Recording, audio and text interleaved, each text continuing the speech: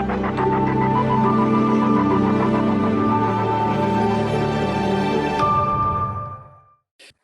good afternoon. My name is David Worley. I am the Virtual Conferences Director of IORMA, and it's my pleasure to welcome you to this interesting webinar.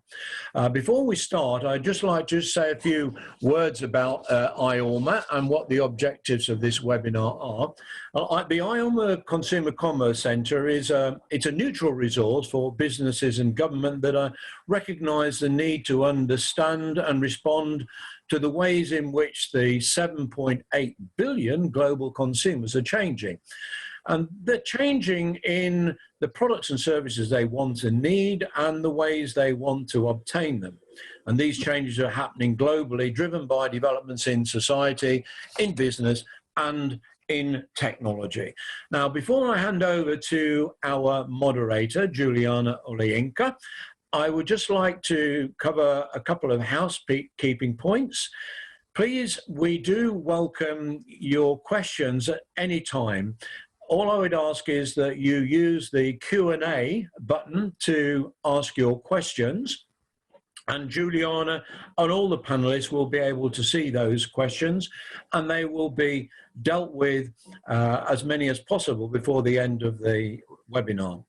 Also, finally, when we close, as you exit the webinar, you'll be invited to complete a feedback form. So we do appreciate you taking just a few moments to answer a few questions to tell us what you thought and what you would like to see in future events. So now, without any further ado, I'm going to hand over to Juliana Olayinka, your host for this session. Thank you so much, David. Good afternoon, everybody. Welcome to this really fascinating webinar. I am Juliana Olayinka. I'm a journalist. I currently work for Channels Television. Channels TV is Nigeria's largest network. I oversee the bureau here in London, and I host a weekly business show called Channels Business Global. I'm also pleased to announce that I'm the newly appointed director for IORMA Africa. IORMA Africa sits under the umbrella of IORMA, and we're really looking at future trends and disruptive technologies and how this is going to shape the future of the continent. Please go to the IORMA website to find out more details, and we would love to partner with you.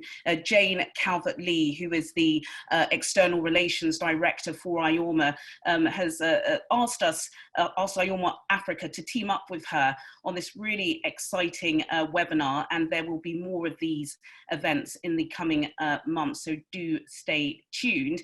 Now, directly or indirectly, the theme of this webinar has impacted all of us. Education.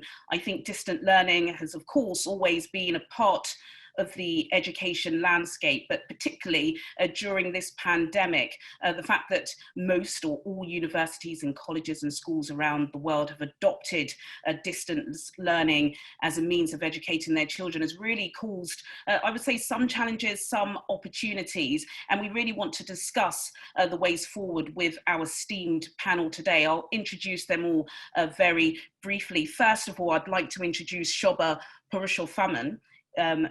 Apologies if I butchered that name. She's the co-founder of Hard Skills, an online learning platform used by enterprises to train their workforces in behavioural and cognitive skills such as critical thinking, hard skills, and it's used across the globe. Shoba's early career was reporting for the Wall Street Journal in New York and London. Thank you so much. Also, we have Dr. David Tan. He's the Dean and Head of Architecture, Computing and Engineering at the School of University of East London. Dr. Tan is responsible for curriculum development, validation, accreditation, student experience, and recruitment and international partnerships. Dr. Tan is a visiting professor of South China University of Technology and Beijing University of Civil Engineering and Architecture. You are welcome. We also have Dr. Seun Kolade.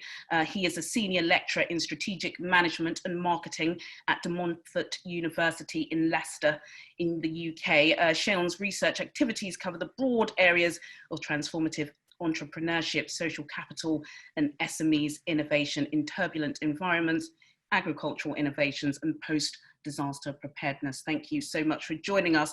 We also have Sudeep Ladd. Sudeep is a partner and a founding member of LEK Consulting's Global Education Practice. He advises education companies and investors across all education segments. You're very welcome. So as you can see, we've got a really informed panel, and I'll jump right in because we only have an hour. Shoba, your online platform was disruptive before the pandemic. How has it changed over the past couple of months? Well, what we've seen, you're right, we were already an all digital platform prior to the pandemic. And I think what we've seen, two things have changed. One, we are seeing more companies recognizing the need to provide behavioral and cognitive skills training to their employees, because people are working from home, their lives are disrupted, and a lot of people need some guide rails on how they function outside of the office setting. And skills such as time management and collaboration and how to be effective in a virtual meeting, all of this have risen to be even more prominent and in need.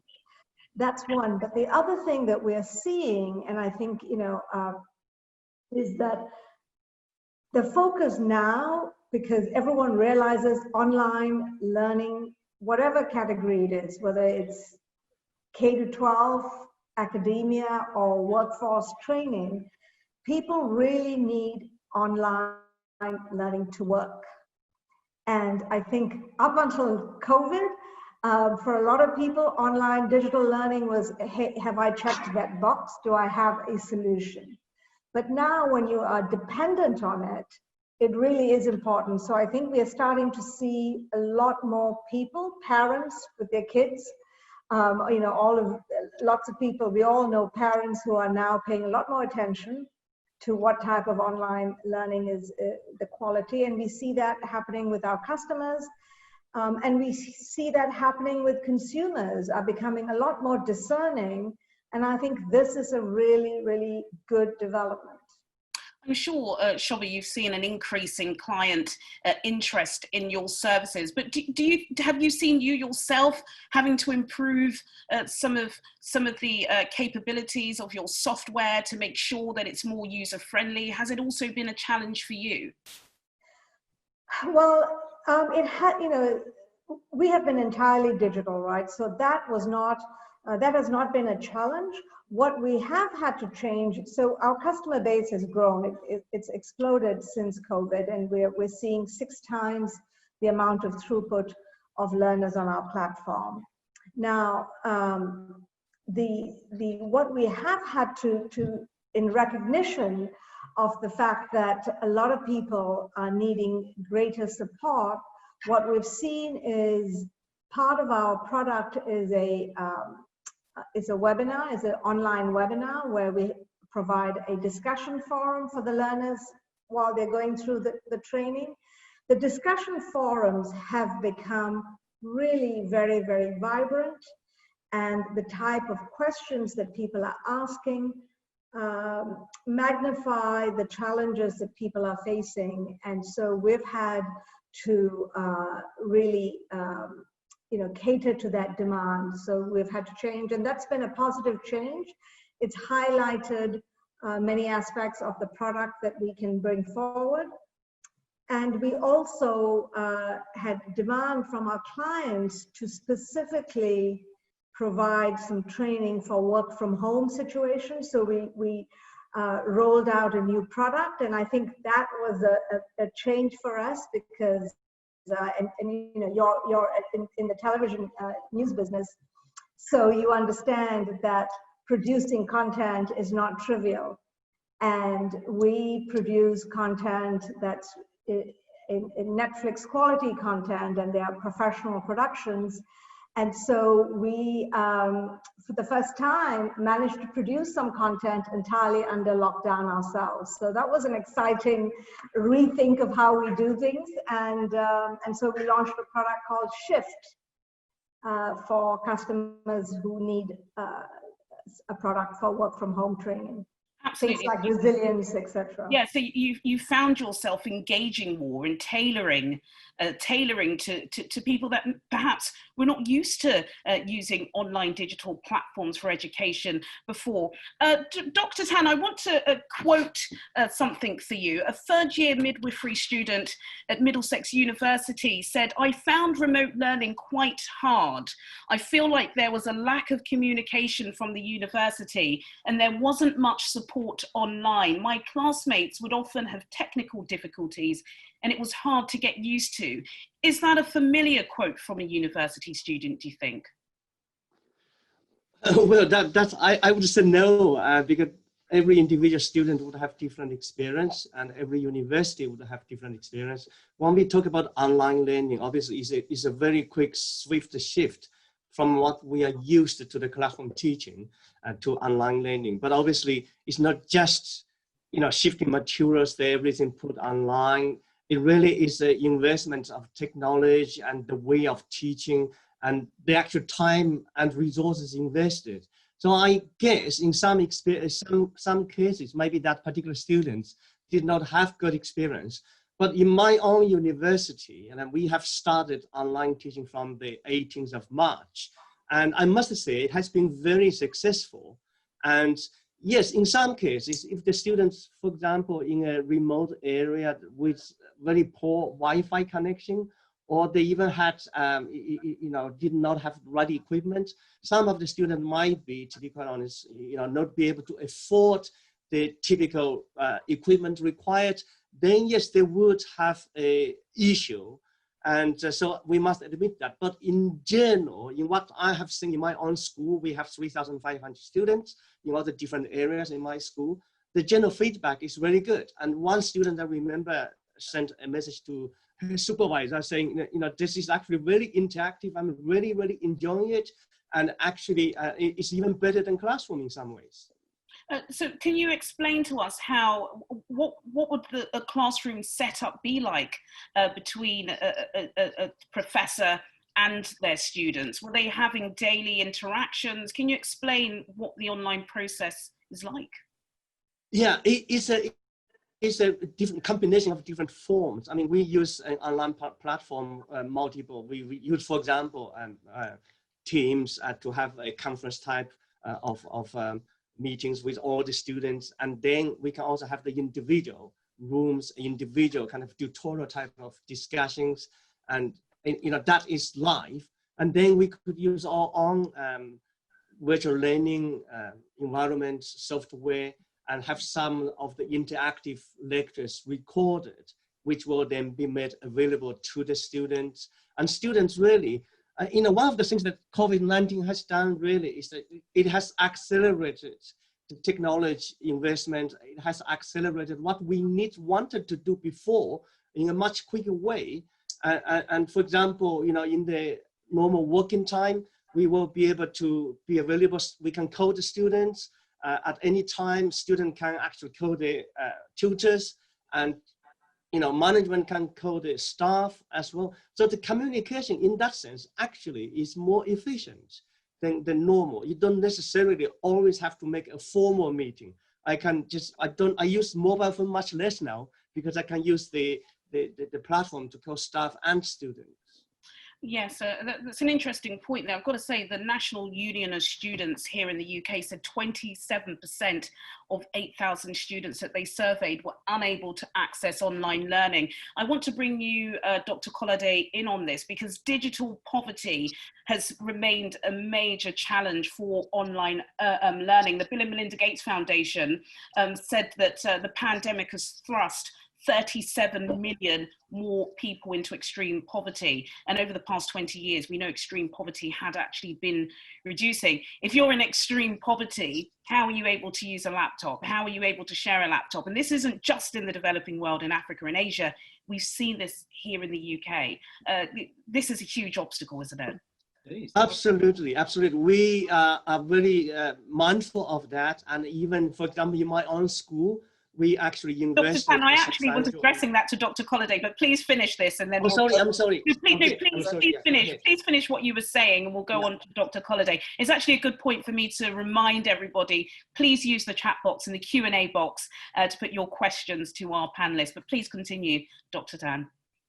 Yeah, we just have to invest, in that, realize that, because we cannot forget that, particular, group of students. It's our responsibility to really look into that, invest, and help them. I'm sorry about that, please. No, that's fine, Dr. Tan. I was actually going to essentially echo that. So that's a problem, and I mean it's clear enough that digital technology provides a range of opportunities and flexibility, but also there are challenges, and one of those has to do with infrastructure, about digital poverty, unequal access to technology, and so universities have to think creatively around that. How can they provide support for students in order to be able to navigate these challenges?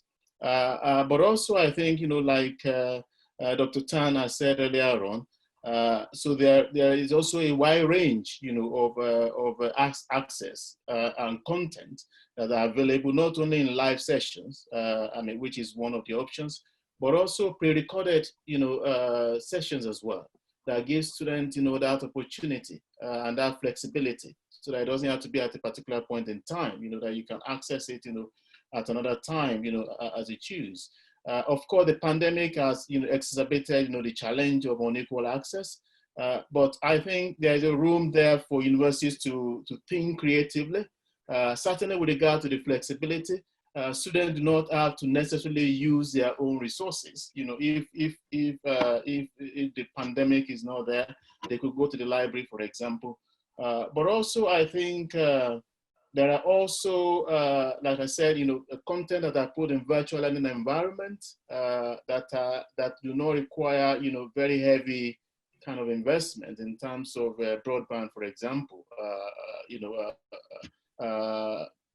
documents and so on that to support the learning of students. But this is going to be a challenge for the foreseeable future, including after the pandemic has ended and we enter into the new normal. This problem of digital poverty is something that universities have to Dr. Colliday, is there an appetite for online learning, distant learning, remote learning in Africa, specifically in Nigeria, or were people just not going to school? How were children being educated? We're talking about, those who were living on the poverty line. How were they being educated during the pandemic, during the lockdown? This is actually a big challenge in countries, certainly in African countries like Nigeria. But I think what is happening in some cases is that providers are exploring alternative means that requires, for example, less data consumption, if you like, that do not require, for example, video interaction, but audio interaction, for example. So that is one way. So there have been conversations, for example, in terms of basic access to basic education in remote places, to use community radio.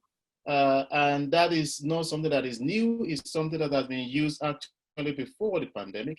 And I'm aware, for example, there were broadcasts, on radio stations, classes for pupils. But of course, I think, there are still going to be challenges out there in terms of how do you then, make content available? How do you actually monitor, engagement of pupils? For example, working with parents and so on. So, but I would think, the thing about, technology is that it gives, the opportunity to think creatively. There is no monolithic, approach. There is no one-way approach.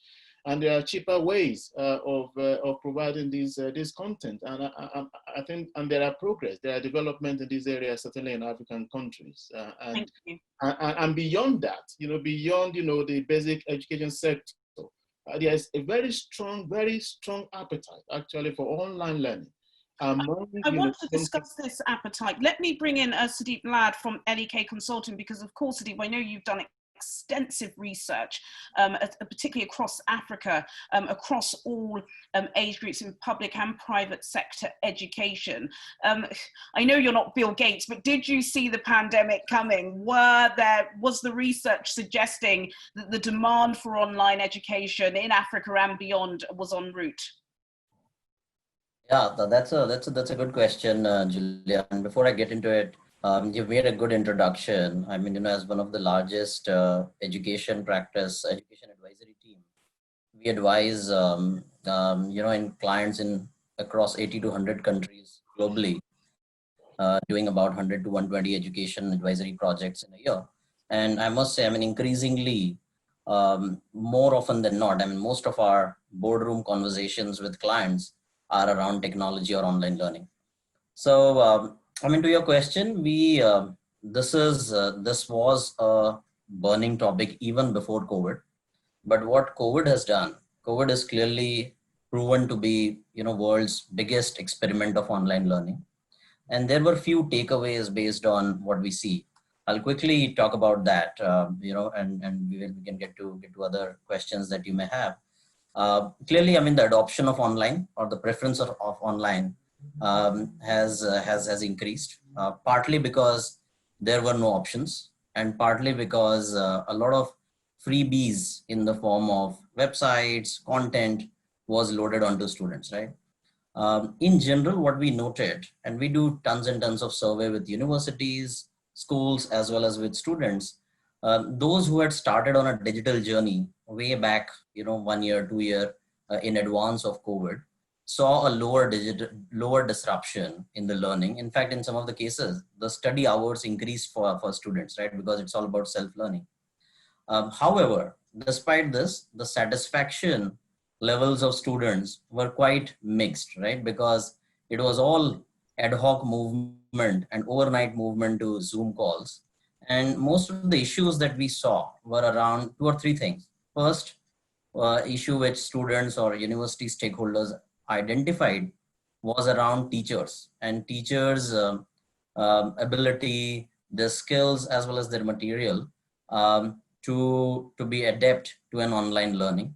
Of course, teachers have provided great support to all the university stakeholders, and it was surprising how quickly they adapted to things. But since it was new, that was one area which is identified. And second, as some of the panelists mentioned, is that just in terms of the content and curriculum, it has to be a lot more engaging, thought through, which comes from, the science of active learning, as well as, proper investments in instructional design that are required for content to make digital. Of course, there are some other factors around infrastructure, but I mean, the bigger question is, where are we headed, right?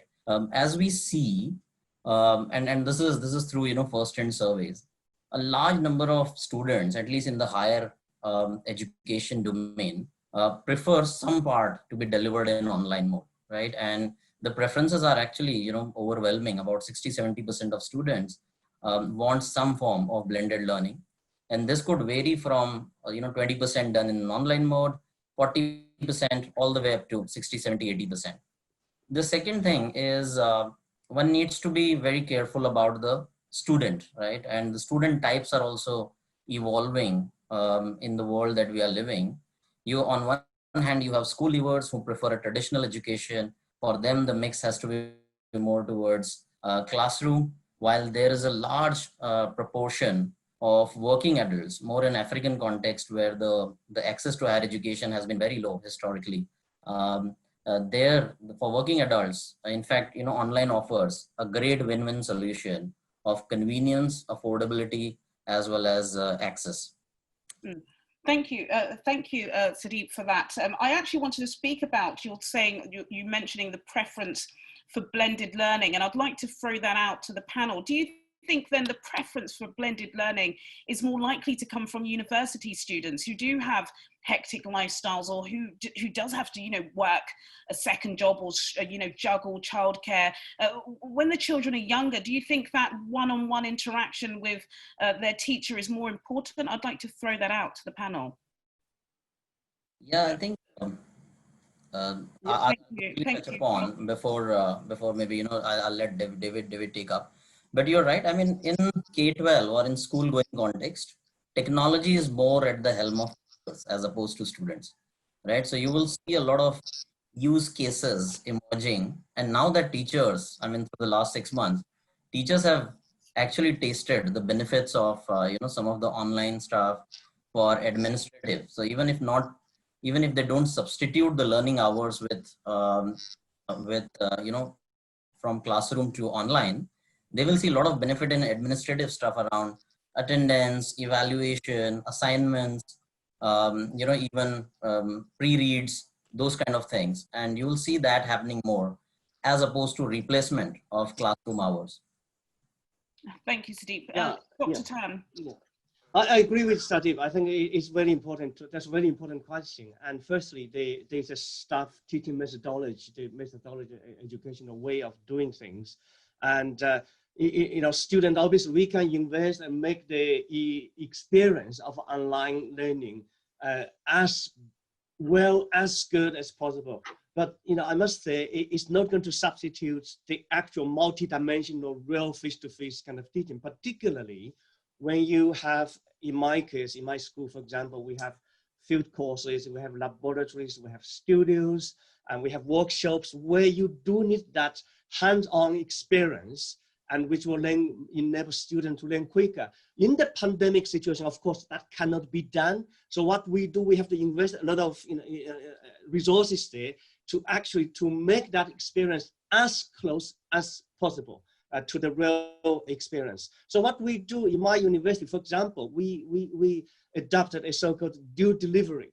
So we would pledge to provide a minimum 6 hours per week face-to-face teaching to students, and then supplemented by the synchronously kind of live stream delivery. So I think in the end, there are advantages of online. There are also good benefits of the face-to-face teaching, which cannot be substituted by any online delivery, however good they are.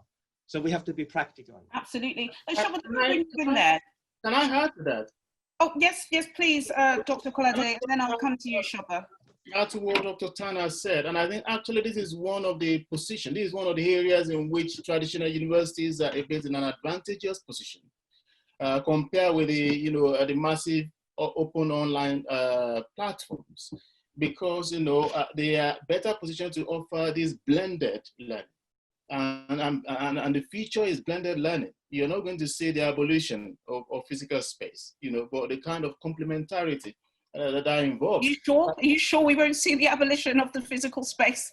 I don't think it's likely that you're going to see a complete abolition. I mean, you might see a kind of transformation, a kind of maybe of shrinking of physical space, and universities have to think creatively about how they can capture more value from space. For example, in terms of these spaces, for co-creation spaces, for incubators and accelerators, maybe some of the spaces that have been used for learning before can be transformed to places where students who have entrepreneurial ideas can incubate their ideas and so on. But I think the future is going to be such that you have a combination of both online provision as well as face-to-face provision, and universities are especially well positioned to take advantage of that. Absolutely, I think we can all agree to that at this point.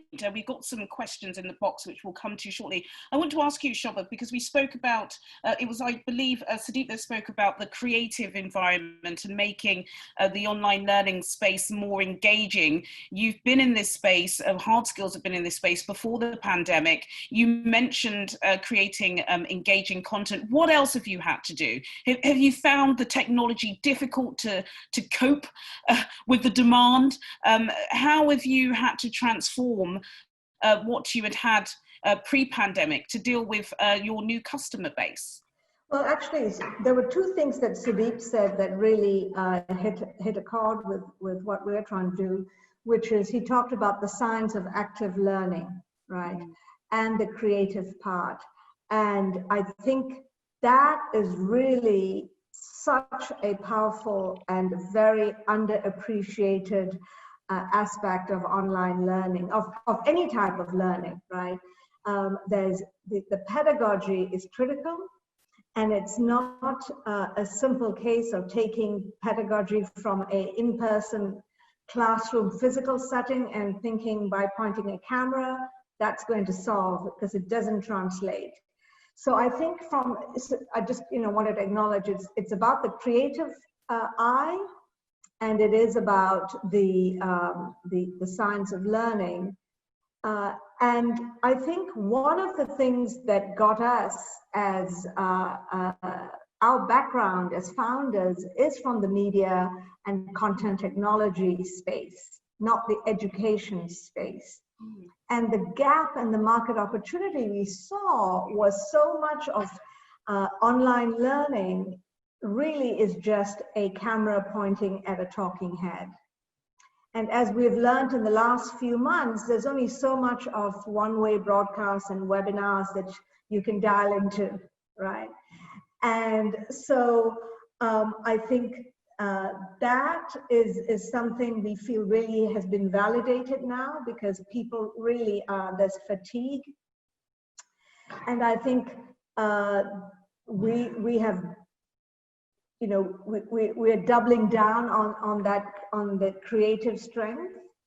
And I think the other thing that the pandemic has highlighted in terms of technology, right, what you've heard today and what we've seen is that the core infrastructure has worked largely well. And yes, right, some people have struggled with the Wi-Fi connections, etc. at home, but the suppliers of learning content have been able to adapt pretty well, right?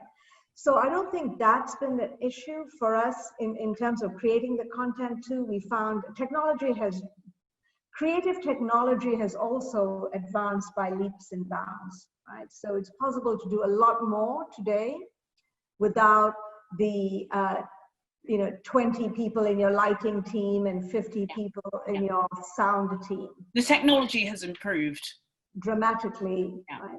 So all of that is good. And I think we have not seen any hiccups. I hate to say this, touch wood quickly, everyone, but we have not seen any delivery. Things seem to be going swimmingly. I've got to say, it appears the enterprise, the friction has been with companies that have moved to VPNs and have had to set up security systems.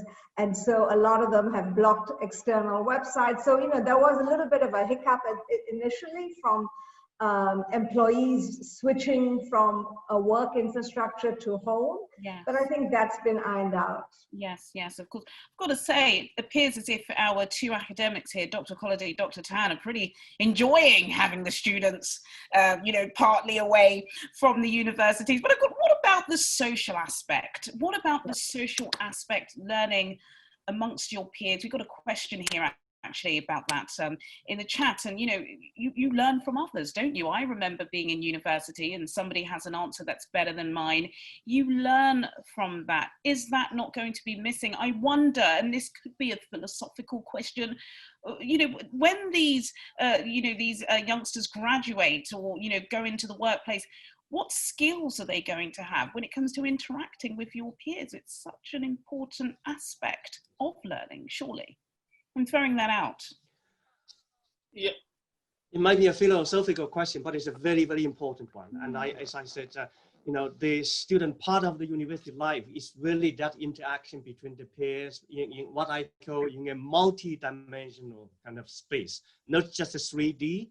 And you see, you hear, you smell, you feel. And the eyes contact, that kind of things. For example, and colleagues would agree, if I teach students in a classroom, I don't really need a survey to see whether they have understood, they are happy or they're not, because I have eye contact, I can see that. So that's another reason why I say online can never really 100% substitute the real face-to-face. So I think moving forward, again, I come back to colleagues already said, is one, making as good as well an online experience as possible, combined with blended learning. And so the student can actually interact with the staff, with the peers, have that social experience, which I have to say is 40% of the university life, really. I also want to ask about results, Dr. Colliday. You can add to this part, because we know, well, those who follow the news or live in the UK would know there was an awful fiasco in the summer over exam results. A faulty algorithm was used, and many students, particularly from disadvantaged backgrounds, were downgraded. If you are blending the learning, and the student and a teacher or professor can see that the student is bright, but perhaps they had a bad day, they can get the grade they deserve. Whereas if everything is done online, surely this can be a disadvantage, no? Yeah, I mean, it can be a disadvantage, but I also think what has happened is that the stakeholders that are involved in making decisions and all of that did not, consider this well ahead of time enough. Because there could have been actually, technological, solutions, or at least if not entirely to solve the problem, at least to mitigate it, so that it doesn't become a fiasco that it was. But let me just come back quickly to the point that was raised about, the social, aspect, of learning, or the social psychology of learning. I agree entirely that the online platform is not going to replace, the kind of, interaction you have in physical spaces, and that is important. But also, I think what has also happened is that, we have not fully utilized, the opportunities, the creative opportunities that are there on digital platforms as well, in terms of, promoting social engagement and interaction. For example, there has been a lot of recent talks, especially in the wake of the pandemic, around gamified learning, about how, students, there are platforms like Kahoot and so on, Vevox and the rest of it, where, students can actually, engage, in a kind of virtual space, socially as well, in kind of a gamified, approach to learning, but also instant feedback. I mean, before the pandemic, I had, one of my classes where, it was quite a fairly large class, the engagement was not so great, mainly, partly because, so many of the students were international students, and they were quite shy to raise their hand, in large classes and respond. And then we had, this, platform where I said, okay, you can type in your comments and questions, you can respond to questions, and then you have a large number of students who otherwise will not talk in class. Type in comments, some of them quite funny comments in response to what was discussed. So there are opportunities there in digital space.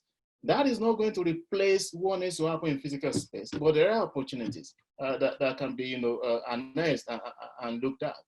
I want, we've got a question here. I believe we have covered it, but if anybody wants to respond, what are your thoughts on the potential inequalities that online learning could bring, especially among populations that have poor infrastructure? I believe I asked that question before, but Sadiq, do you want to jump in on that? Sure, Juliana, and I mean, I relate with this being one of the focus question for a lot of governments, as well as impact investors and foundations. So, I mean, the equality with the current environment has increased multifold. There's no denying that fact. As a solution, what we are hearing is, of course, the multilateral agencies need, and they have actually also already started. You will see a lot of funding going towards impact funding, going towards digital solutions. So be it infrastructure, be it digital skills, or even training teachers around digital skills. We will see a lot of money going into those areas as opposed to creating brick and mortars, right? Because the returns that you get through digital can be multifold. I mean, as an example, universities in South Africa started negotiating with public universities, started negotiating with telecom operators around zero access to their websites, right? Knowing that students won't have the same level of internet connectivity, at least in the interior parts, they negotiated these rates. And this is some amount of impact funding where returns are also quite straightforward and quite significant. Okay, let me ask about the future of work, Dr. Colliday and Dr. Tan. Are you not afraid that one day we may not need a professor teaching in front of a class of students if it is all online? I'm sure there's got to be some members of unions that are afraid about this adoption. And also, Shoba, also with the competitiveness, have you found that more and more people are coming into your line of business because they know it's profitable? Sure, if I could start, I'd say, I mean, that's a very interesting question which many people would ask. I would say absolutely no, because I mean, I remember I started in 1990 as a lecturer. At the time, we started to work on what we call computer-aided learning. And some staff and colleagues do say, oh, wow, we're going to have less and less lectures needed. And no, it hasn't happened. And I think that interaction between humans is actually very, very important. But when we talk about online learning, that human element is still there. It should be designed to be monitored, to be controlled, to be inputted. And if anything, it should be more. I mean, I have a little boy who's learning violin and used to be face-to-face with his teacher. And when he transferred to online, in the beginning, we were a bit concerned. But actually, he's doing exactly the same thing and, actually learning well, learning better in that sense. And so I think, online learning is good, can be very good, but it's not an, if you like, elixir that can help cure everything about learning. And that's why I keep saying combination of online and face-to-face learning is absolutely important. So in future, I think my colleagues wouldn't worry about that. Your colleagues are safe. We'll put that in a quote on your UEL website. Shoba, are you finding that the market is, filling up? Before you were perhaps the only one, now you're seeing lots of hard skills types popping up in the App Store? Well, I think the education, the revolution of online learning is at its very early stage, right? So it's a $1 trillion economy, multi-trillion dollars probably. And so I think that there's plenty of room. And as the industry becomes bigger and bigger, you're going to attract more and more players into the market. But it is a huge, it's a huge market. There are multiple niches and multiple problems to be solved.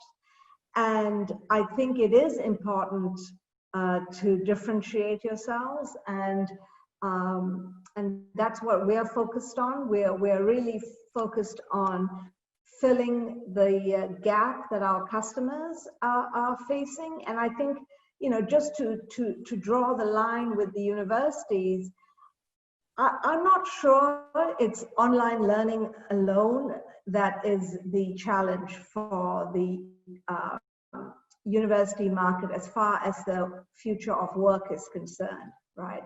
I think there is a larger undercurrent of what is the value of an academic degree going to be in the future. Absolutely. Right? Yeah. So I think that is, no one's really, we're not talking about it right now because we are focused on something bigger, right? I'm not sure the real enemy is online versus in person. That's a really good question. Please, Dr. Colliday, please, yes. I was actually going to comment on that. Actually, what is happening, we're talking about the digital transformation of higher education. But that is actually also linked to the Industry 4.0, the digital transformation of the economy, of the wider economy and the world of work.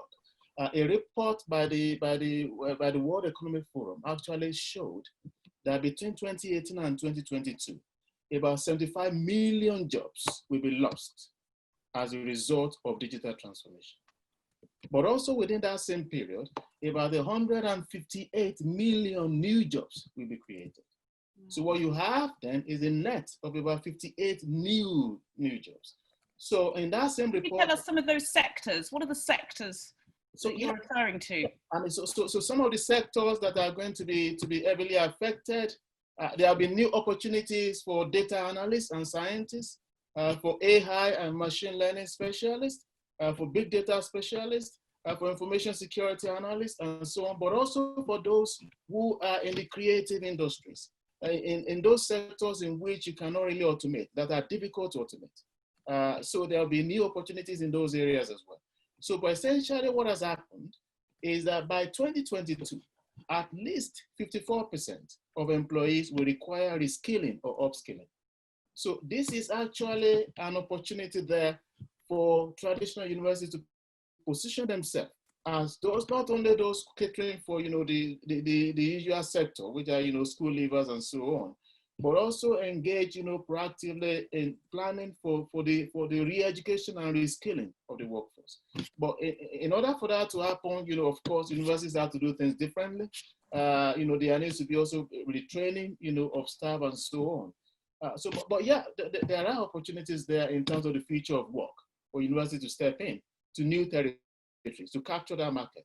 Just as, we have been disrupted by these MOOCs, so we also want to take the battles, to them, if you like, to say that, yeah, we can deliver, in terms of, the wider workforce and the new realities of, Industry 4.0.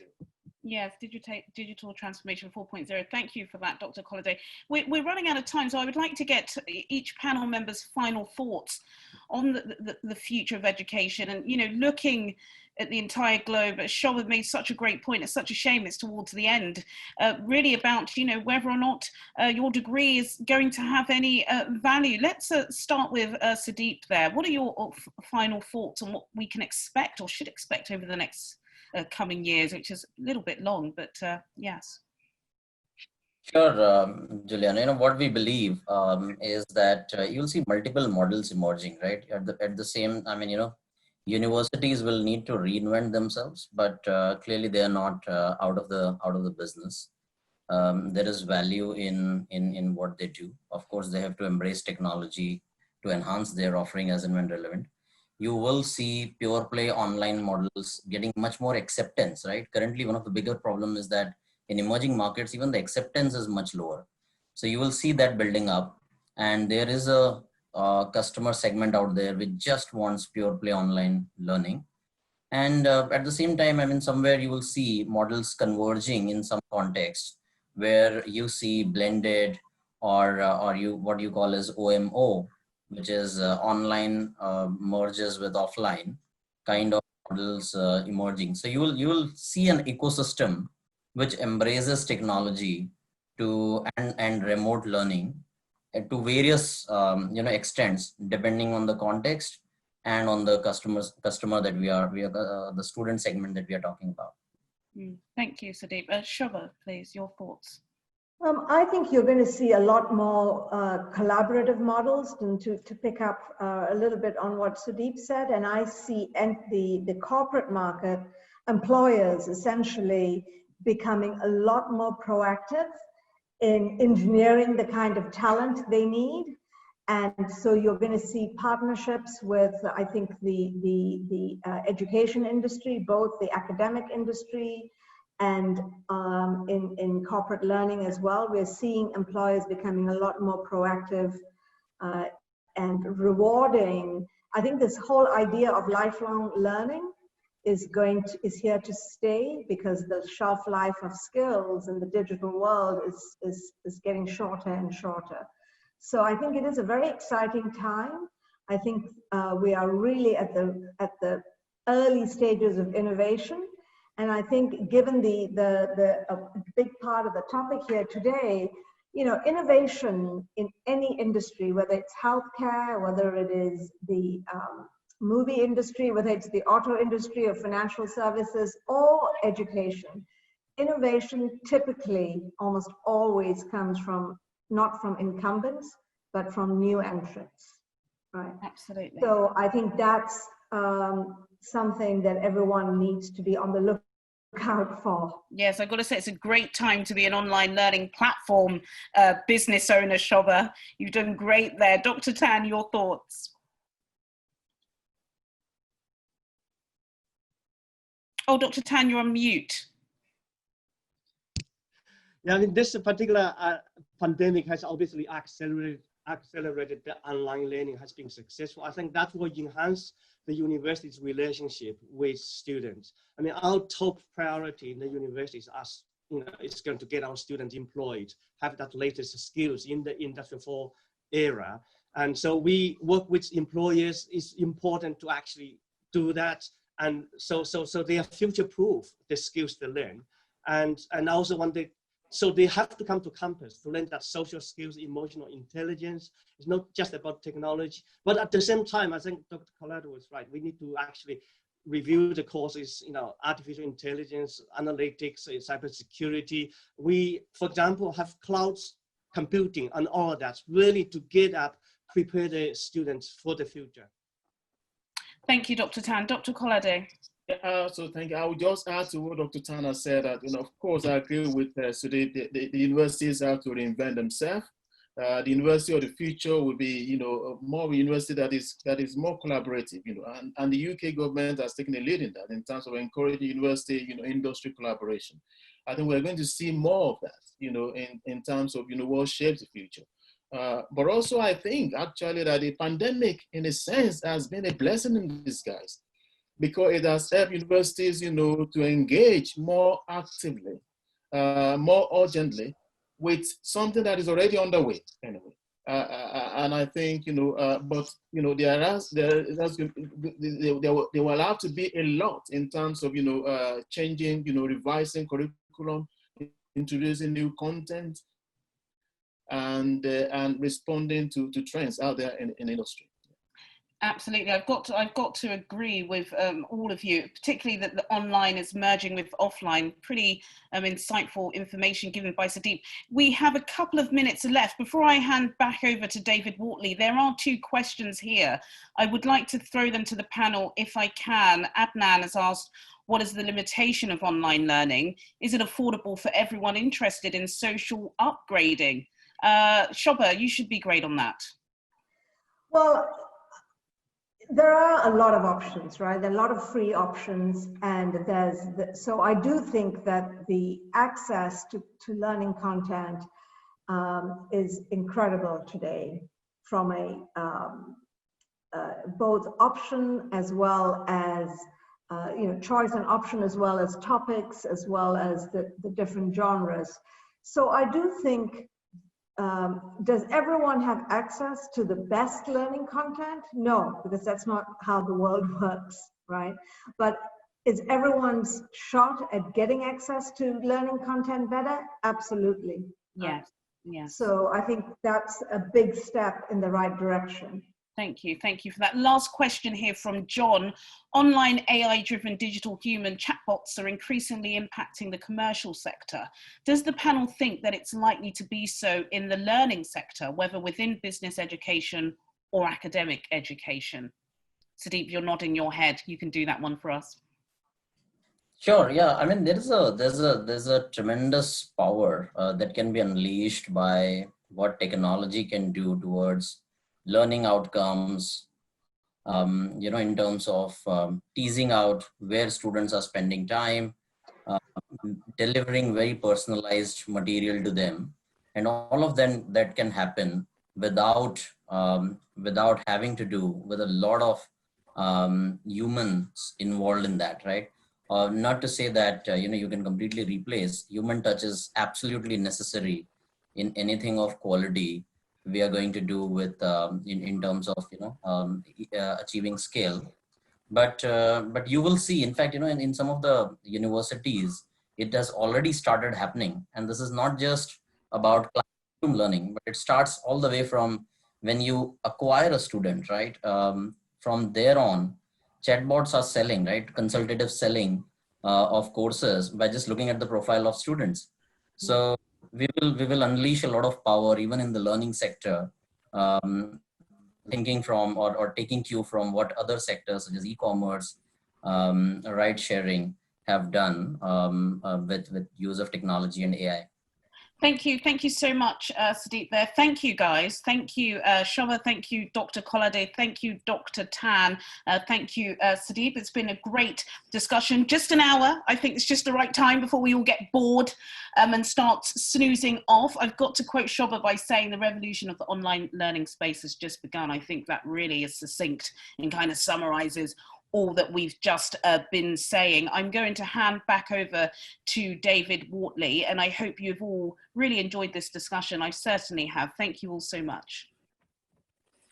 Thank you very much, Juliana. It's been a pleasure listening to the expertise in this panel discussion, and thank you to our participants too for the questions that you've typed in. If we didn't get round to answering all of your questions, we do keep a record of the questions in the chat so that we can respond to them after the event. I would just like to remind you that we have a feedback form, and we would now ask you to log off because the session has reached its conclusion. And when you log off, you should see the feedback form come up on your screen. If you can take a moment or two to complete that, let us know what you thought of this event, and also any ideas or thoughts that you might have for future sessions. So thank you all, both panelists and participants. Please log off. Thank you.